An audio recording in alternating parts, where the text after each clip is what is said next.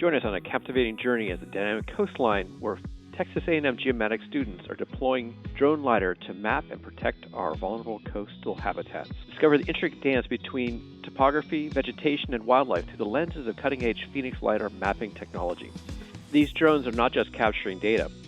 They're the guardians charting the subtle shifts that speak volumes to our planet's health and future. Dive into the story where innovation soars above the seas, safeguarding our delicate balance of life at the water's edge.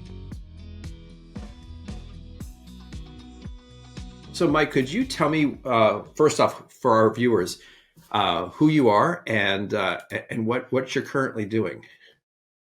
Yeah, so I'm Mike Sterick, and I'm a professor of geospatial systems engineering at Texas A&M University, Corpus Christi. And so I'm part of the Conrad Blucher Institute for Surveying and Science as well, and I have a research lab called Mantis, or Measurement Analytics, and we work on a lot of geomatics type problems. But of course, uncrewed aircraft systems or drones are one of our big areas, and we do a lot of work in both photogrammetry and LiDAR. And so with Phoenix LiDAR systems, we've been evaluating. Originally, we started working with Phoenix, and we procured the original Regal Vux 1 LR sensor that we still have, still an amazing sensor to this day. Right on. Yeah, we're also comparing that with, we worked with Phoenix to integrate onto our UAS platform, also the LiVox Avia, which is a miniaturized lower cost LiDAR sensor. So that's the Recon. Yeah, it's the Recon package, right? Recon package, but the heart of that is the LiVox Avia LiDAR, but the Recon package with Phoenix. And so we can swap it on the same drone. The drone is a free fly out track. We basically swap the payloads, which is really nice. And then for one of our projects, we have several different projects, but for the Department of Transportation, Texas Department of Transportation, one of the things we're looking at is the difference in performance between these, quote unquote, survey grade, or what I would call geodetic grade LiDARs that are still compact enough to carry on a small UAS. I'll grant it a large small UAS, but according to the FAA, 55 pounds or less with takeoff weight versus these more lower cost LiDARs that we're seeing coming out, right? A lot of this was spurred by the autonomous vehicle industry and other things, and people realize, hey, we can not only sense and avoid and localize our scene, but we can reverse them for geomatics applications for mapping and surveying. And so the big push in the drone space that we see is more with the miniaturized sensors, because for one, they're a lot easier to fly. You can get just easier, meaning you can get longer flight times out of them, generally speaking. Right. Not as big a payload, these kinds of things. But the question is, where is the trade-off between these miniaturized, lower end type LiDAR sensors versus the traditional kind of survey grade LiDARs that are portable enough on small UAS? So for that project, we are comparing the Vux LR versus the Via in terms of performance, both, relative accuracy or precision, as you saw some of those examples. Yeah. Vegetation penetration is a big one.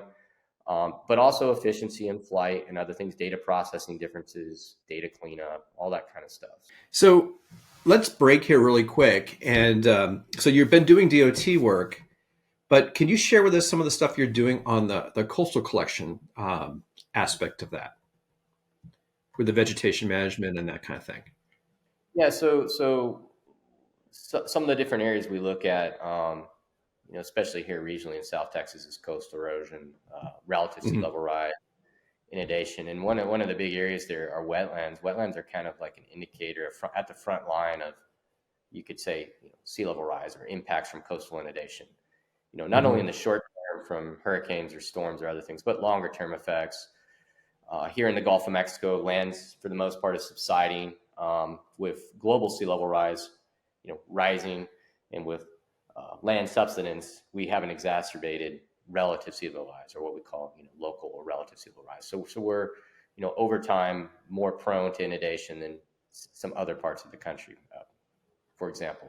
So wetlands is really important in monitoring, but the challenge with wetlands is that they have different vegetation cover. You have exposed tidal flats, sparse vegetation, dense vegetation, and so we're looking at wetlands here and regionally in South Texas, on the Gulf of Mexico, but also other parts of the Gulf of Mexico. For example, up in Florida, we're doing work with the Apalachicola National Estuarine Research Reserve. And so we started off testing photogrammetry over the wetlands and terrestrial LiDAR, which can work. But this is a case where microtopography is very, very important. A couple of inches of elevation difference between water levels over time or elevation can really impact where vegetation is going to grow. How does the wetland withstand that inundation, or does it retreat or migrate?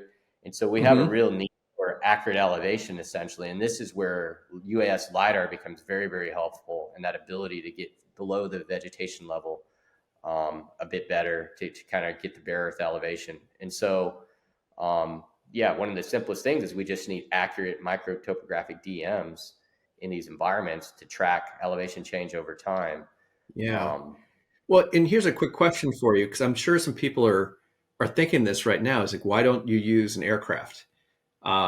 An aircraft will cover a large amount of area, but what's the trade-offs between a drone and an aircraft in this particular case? right. So, sure. I mean, an aircraft is great if we happen to have an aircraft fly over. We have the budget to afford to bring an aircraft. But again, the density. So when we fly a small UAS, just the pulse density that we can get through, and the size of the areas. So the generally speaking, the size of these wetlands we're looking at, um, that we're studying are, within the range, the geographic scale of what a small US is really useful for. So let's say 30, 50 acre kind of wetland segments. It Mm-hmm. doesn't mean those wetlands exist for large areas, and we do have to sort of tie it in. But to give you an idea, they often use what's called surface elevation tables, which are very precise ways of measuring basically sediment accretion or erosion in a wetland. They're basically spot measurements, very, very accurate, but they're Right. spot measurements. Um, those are great for looking at what's going on, but we want to densify that measurement. We need another way to do that. And so that's where we, terrestrial LiDAR, perhaps, if mounted, and you can shoot part of the scene if you're not getting occluded, right, from the Mm-hmm. terrestrial perspective work for very precise measurements, and then hopefully you can look at the change detection very well. But then we can extend that up with UAS and airborne can cover larger areas, but the pulse density, the pulse spacing, honestly, is generally speaking not high enough for the microtopography we're looking at in Right. these smaller segments of the wetlands, and especially to answer some of the questions that wetland scientists. Again, I'm a geomatics engineer, so we're more about surveying side of that problem. But what they're trying to do with the data, we really need that denser reconstruction and those very, small scale microtopographic changes. And we're really looking at change detection over time and then trying to relate that to the overall picture. So, Right. When obviously the more relative accuracy that you can get, the better. Um, so picking the right sensor to pick this up. But why would you need that level of accuracy? I mean, most people are going to go, I could just use an avia sensor to do this. well, and that's part of our experiment, right? And that's what we're looking Mhm. at here and testing them is when the Avia might be, is it sufficient for that need? But in these cases, literally, an inch of vertical elevation difference can mean a difference in where some type of vegetation should uh, could be suitable for growing or not. And the wetlands are that sensitive. That's why it's kind of an interesting surveying environment. Just on a geomatics perspective, wetlands are fascinating. I mean, I really didn't realize this until I started getting into it. But for the folks that study it, there's a lot of good example papers. It actually came from the airborne LiDAR world where they would correlate vegetation type from the low flats to the high flats to inland, and Yeah. their relationship between inundation levels and mean high water and tidal flux and elevation. So it becomes very, very important. And then when you're looking Mhm. at relative sea level rise, which on a yearly scale might be, several millimeters, doesn't seem like much, but over time that becomes significant. And we're trying to look at periods. For example, we've been monitoring some for up to 7 years, Mhm. which doesn't seem long, but when you talk about US repetitive surveying, it is quite a long time series for US data sets or drone data sets. And that small change we do care about an inch or two of vertical difference, and we need to know, was that measurement error or due to, for example, an avia sensor, very fuzzy. We don't really know. It's kind of in that error budget, whereas a Vux or the Recon is going to push it down. We have a much better idea of that change is actually significant statistically versus it's fallen within our error budget. Right. So what you're telling me, or at least what I'm going to try to sum up, is that those minute changes that you're tracking over time have a dramatic impact, first from the ecology of what species is going to live there, both from plants and animals. And then the second aspect of that is really the commercial piece and what kind of agriculture could be handled in that space. Do I have that kind of correctly? Well, I wouldn't say agriculture. I mean, these are generally protected environments, but fisheries and other things. There we go. But in our case, it's just trying to understand how they're responding Right. to this Okay. longer term of relative sea level rise. So that's one of the bigger things is they're looking at is because these wetlands are on the front lines. It's really how are they going to respond if these projections hold true in the future, especially here along the Gulf of Mexico and South Texas. We expect significant inundation in the longer term, next 50 plus years from relative sea level rise. Trying to better understand that, but we need to have not only measure the micro topography, but it's changed spatially over time, and that's where. Yeah, if I had an airplane, I had all the money in the world, maybe I could get large areas, but even that, I would still need very dense data to get through some of this vegetation. And the UAS, especially UAS LiDAR, is very valuable for looking at that. And then, we take those measurements and we try to correlate it with those very precise spot measurements that scientists use to kind of get a bigger picture. Okay. And Mike, do you have an example of something that you've been recording over and over? That down in South Texas somewhere? Initially, a high-end UAS LiDAR system. And I think at the time there were basically two groups out there that I knew of that were really working in this. And Phoenix was one of them. I called them up and right away I think I had like 2 or 3 hours to try to spend this money. It never happens in academia, but somehow we had it at that time. And I reached out to Phoenix. They got us hooked up, got us a quote, got us taken care of. Right away. And from the start of that, we kind of built that relationship with Phoenix.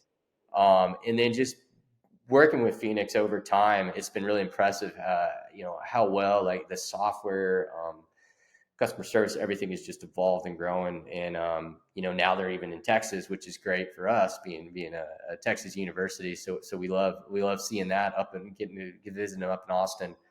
But no matter what, we have a question, anything customer service helps us out. They're always willing to answer our questions. This, in my opinion, one of the best things is the way Spatial Explorer has evolved.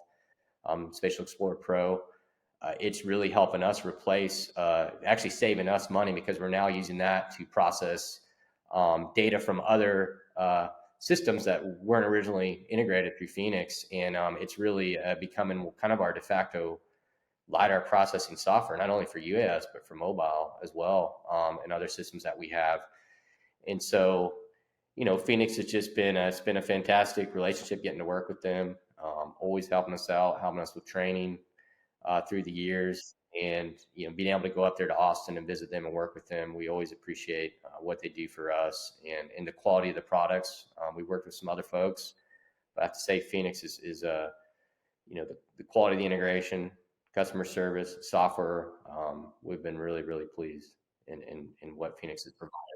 Hey, the other thing we had talked about before this interview, and I'd like to highlight here, that there's really hard to find surveyors out in the economy right now. There's not a lot of training places out there, so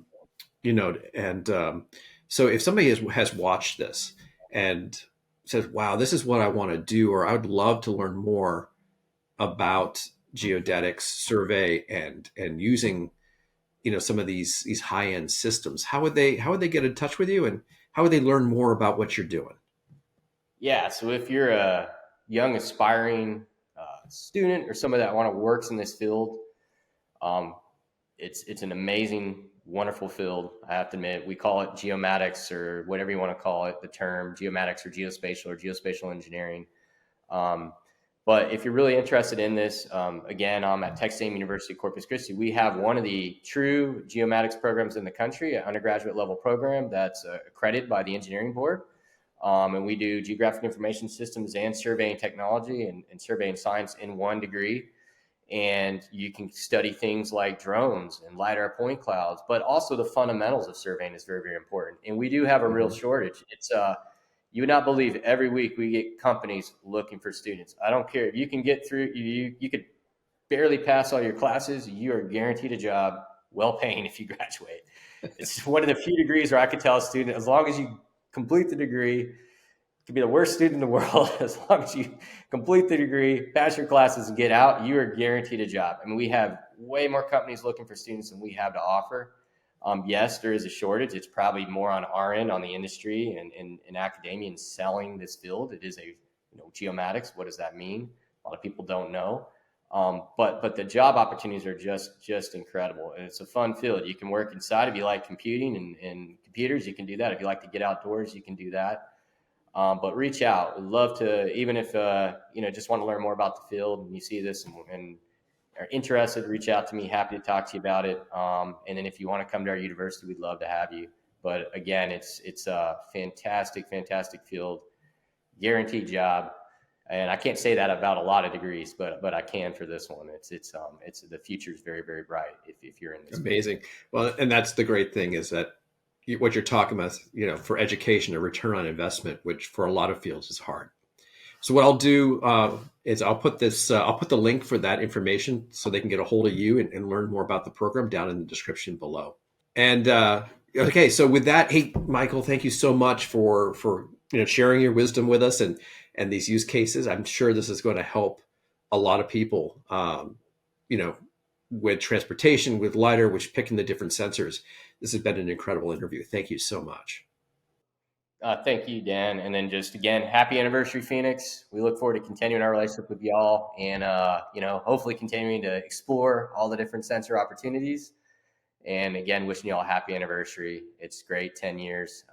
Fantastic to see. Keep up the great work. And, yeehaw. Glad y'all are in Texas.